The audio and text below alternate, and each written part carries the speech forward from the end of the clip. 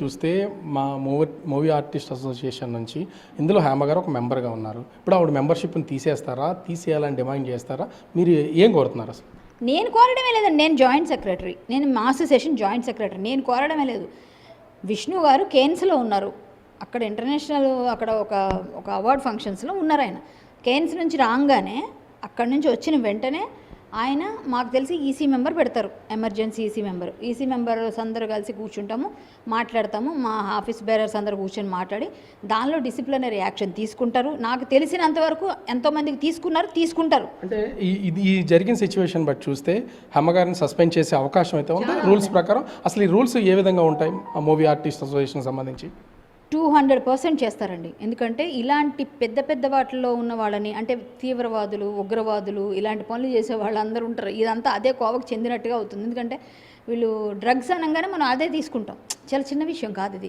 అంటే బాంబులు వేస్తేనే తీవ్రవాదులు, ఉగ్రవాదులు కాదు. కొంచెం వేరే విషయాల్లో కూడా మనం తీసుకునే కంటెంట్ దాన్ని బట్టి దాని పరిస్థితి మారిపోతుంది. ఇది ఉగ్రవాదులతో సంబంధం లేకపోయినప్పటికీ అలాంటి దగ్గర ఎక్కువ మంది పట్టుబడుతుంటారు కాబట్టి వాళ్ళకని వీళ్ళు డేంజర్ అని మాట్లాడే వాళ్ళు ఉంటారు.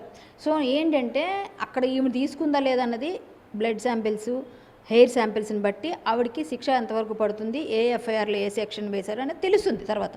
అది వేరే విషయం. కానీ ఇప్పుడు ఆమెను సస్పెండ్ చేస్తారనేది నాకు తెలిసిన నా నాలెడ్జ్లో ఉన్న మూవీ ఆర్టిస్ట్ అసోసియేషన్ బైలాస్లో ఉన్న ప్రకారంగా ఇలాంటివి ఏవైనా వాటిలో ఉన్న వాళ్ళని సస్పెండ్ చేసే అవకాశం ఎక్కువ ఉంది.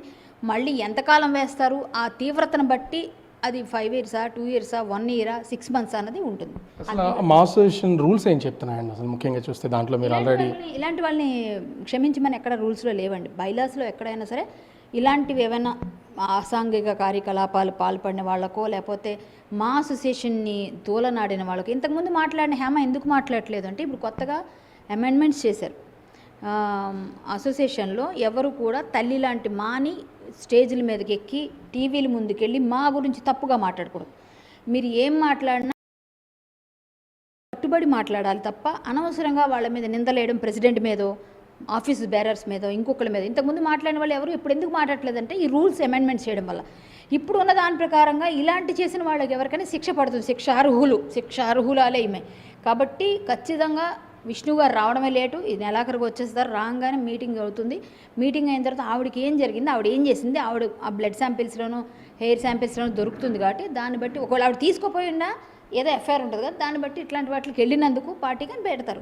ఒకవేళ ఈవిడ కానీ దానిలో బాధ్యురాలే చాలా విధంగా ఉంటే మేబీ మెంబర్షిప్ రివోక్ చేసే ఛాన్సెస్ కూడా ఉండకపోవచ్చు.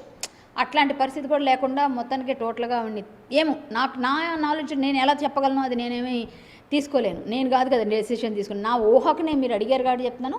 ఏదేమైనా విష్ణు గారే చేస్తారు. విష్ణు గారు ప్లస్ బాలకృష్ణ గారు, మన పరుచూరి గారు, శివకృష్ణ గారు, జయప్రద గారు, ఇలా ఉన్న అన్నపూర్ణమ్మ గారు, ఇలా పెద్దవాళ్ళందరూ ఉంటారు. వాళ్ళందరూ కమిటీలో కూర్చొని మోహన్ బాబు గారు ముఖ్యంగా వీళ్ళందరూ కూర్చొని విష్ణుబాబు అలాగే మా ఈసీ మెంబర్స్తో కలిసి డిస్కస్ చేసి ఖచ్చితంగా దీని మీద యాక్షన్ అయితే ఉంటుంది.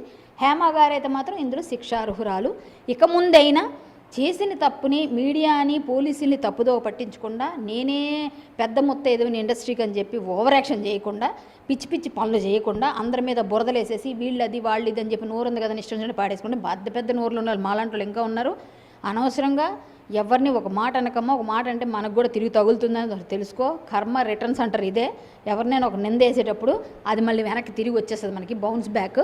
కాబట్టి నువ్వు చాలా పెద్ద కేసులు ఇరుక్కున్నావు, అది నీకు తెలుస్తలేదు. ఇక ముందైనా సరే ఎవరి మీద ఎవరెవరి మీద అయితే నువ్వు మాట్లాడావో, ఎవరెవరి మీద ఏమైతే అన్నావో, ఈరోజు అందరి తాలూకా ఏమంటారు మనసు బాధ ఉంటుంది, మానసిక క్షోభ.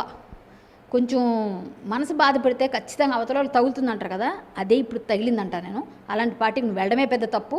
అంత డ్రగ్స్ తీసుకునే దగ్గరికి వెళ్ళి నువ్వు తీసుకోపోయినా తాటి చెట్టు కింద కూర్చొని పాలు తాగుతున్నానన్నా కూడా కళ్ళే తాగేవంటారు. కాబట్టి పరిస్థితి అలా వచ్చింది. ఎవరిని అనుకో, ఒక ఆడపిల్లగా నేను బాధపడుతున్నాను, నీ పరిస్థితికి జాలి పడుతున్నాను, చాలా ఫీల్ అవుతున్నాను. ఒక చెల్లి అంటావు కదా, అక్కగా నిజంగా నువ్వు బాధలో ఉన్నావని నేను మెసేజ్ కూడా పెట్టాను, ఎలా ఉంది అక్క ఏంటి పరిస్థితి అని. నువ్వు బాగుండాలి, సేఫ్గా మంచి రిజల్ట్ రావాలని కోరుకున్నాను. బట్ నువ్వు చేసినవి అయితే అందరికీ బాధ అనిపించింది కాబట్టి ఇలాంటి వాటిలో వెళ్ళి ఇరుక్కోవడం కరెక్ట్ కాదు. ఇప్పటికైనా కొంచెం నోరు అదుపులో పెట్టుకుంటే బాగుంటుంది. ఇంకోటి ఏంటంటే ఇవాళ ఇందాక ఏదో బిర్యానీ వండుతున్నట్టుగా ఏదో పాత పోస్టో కొత్త పోస్టో కానీ, ఒకవేళ కానీ పాత పోస్ట్ అనుకోండి, ఆ బిర్యానీ ఎలా ఉన్నట్టు డైవర్ట్ చేయడానికి పెట్టారు అంటున్నారు, బయట అంటున్నారు పాత పోస్ట్ అని. ఒకవేళ కొత్త పోస్టే కానీ అదైతే మీకు ఎంత బాధ్యత లేదో బాధ్యత రాహిత్యం కనిపిస్తుంది అక్కడ. ఇంత పెయిన్లో ఉండి ఇలాంటి పెద్ద కేసులో ఉండి నవ్వుకుంటే నేను బిర్యానీ వండుకుంటున్నాను, ఇంట్లోనే ఉన్నాను, మళ్ళీ ఇంకో డైవర్ట్ చేయడం నచ్చలేదక్క నువ్వు చేసిన పని అయితే.